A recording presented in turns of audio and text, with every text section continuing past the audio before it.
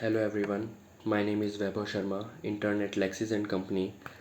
आज हम बात करेंगे एक landmark case Keshavananda Bharati versus state of Kerala के बारे में। It is the longest case with 68 days of hearing and more than 700 pages of the judgement. So before moving further to the facts of the case, आइए जानते हैं इसके background के बारे में। So in the year 1967 Golaknath versus state of Punjab में supreme court ने verdict दिया था कि the state cannot amend the fundamental rights. State का मतलब यहाँ सेंट्रल गवर्नमेंट और स्टेट गवर्नमेंट दोनों से था। But by the amendment number 24 Indira Gandhi government ने एक प्रोविज़न ऐड किया इंडियन कॉन्स्टिट्यूशन में that the state can amend the fundamental rights also. इसका मतलब ये था कि गवर्नमेंट ऑफ इंडिया कॉन्स्टिट्यूशन के किसी भी पार्ट को अमेंड कर सकती है, चाहे वो फंडामेंटल राइट्स ही क्यों ना हो। यही नहीं, by the amendment number 25 Indira Gandhi government ने एक और प्रोविज़न ऐड किया इंडियन कॉन्स्टिट्यूशन में that if government wants then it can acquire anyone's property. ऐसा इंसिडेंस पहले भी देखा गया था in the year 1951 when Nehru Gandhi government amended constitution's article 31 right to property which puts some limitations on the act of right to property। और further अभी Indira Gandhi government ने फिर से आर्टिकल 31 को अमेंड किया और उसके अंदर ऐड किया कि if the government wants then it can acquire anyone's property and the price of the property will also be decided by the government itself. So it's a kind of war situation between the Indira Gandhi government and the supreme court.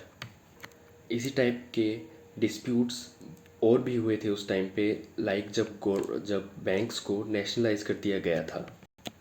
So moving towards the facts of the case, पहले तो केशवानंदा भारती का पूरा नाम स्वामी H Shri Kesavananda Bharti था, जो कि senior head थे अडनीर मठ के केरला में।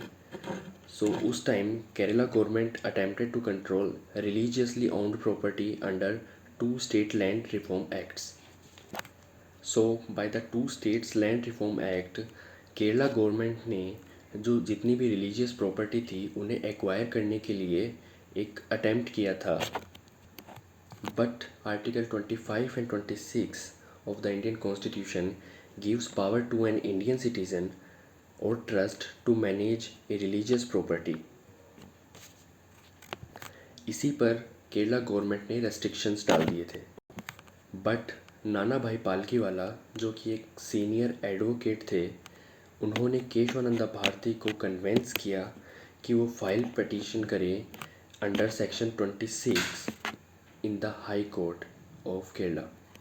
But after Kerala high court the case is handed over to the Supreme Court, and after 68 days of the hearing the Supreme Court came with a verdict of 6:7:6 of the ratio।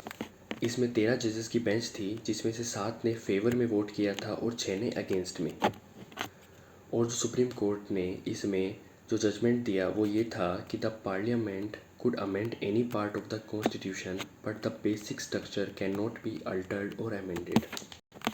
So supreme court ने बिल्कुल ही उल्टा किया जो कि उसने Golaknath case में किया था। यहाँ सुप्रीम कोर्ट ने ये साफ साफ बता दिया था जजमेंट के द्वारा कि द इंडियन कॉन्स्टिट्यूशन का कोई भी पार्ट है वो अमेंड कर सकती है गवर्नमेंट, लेकिन जो उसका बेसिक स्ट्रक्चर है उसे ना ही अल्टर कर सकती है ना ही अमेंड कर सकती है। सुप्रीम कोर्ट ने तो यहाँ तक कि कहा था कि the preamble of the Indian constitution is also the part of the constitution. लेकिन ये केस यहीं आके नहीं रुकता, और भी आगे तक जाता है जजमेंट आने के बावजूद। सो इंदिरा गांधी गवर्नमेंट ने एक अमेंडमेंट इंट्रोड्यूस किया 39th एंड 41st, जिसके तहत उन्होंने ये प्रोविज़न ऐड किया कि द एक्सिस्टिंग प्राइम मिनिस्टर और the ex prime minister of India can not undergo any civil और क्रिमिनल केस। जिसका मतलब ये था कि कोई भी प्राइम मिनिस्टर जो कि हाल ही में था या फिर जो पिछला प्रधानमंत्री, वो कोई भी ना ही सिविल ना ही क्रिमिनल किसी भी केस के अंडर को नहीं जा सकता।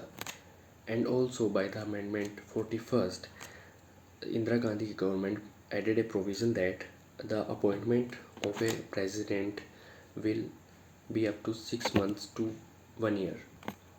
ये इसलिए किया गया था ताकि गवर्नमेंट के पास ही पावर रहे किसी कंट्री को गवर्न करने का। बट ये बात यहाँ भी नहीं रुकी। इसके बाद भी after the verdict of the judgement of this case in the year 1975 justice Ray, जो कि 7:6 में अगेंस्ट में थे इस वर्डिक्ट के, उन्हें सीजीआई बना दिया गया था गवर्नमेंट के द्वारा, excluding the seniority of the जजेस। और फिर सीजीआई ने, मतलब जस्टिस रे ने, Keshavananda Bharati versus state of Kerala के केस को रीओपन किया, लेकिन उस टाइम भी Nana Bhai Palkhivala stood against it and von.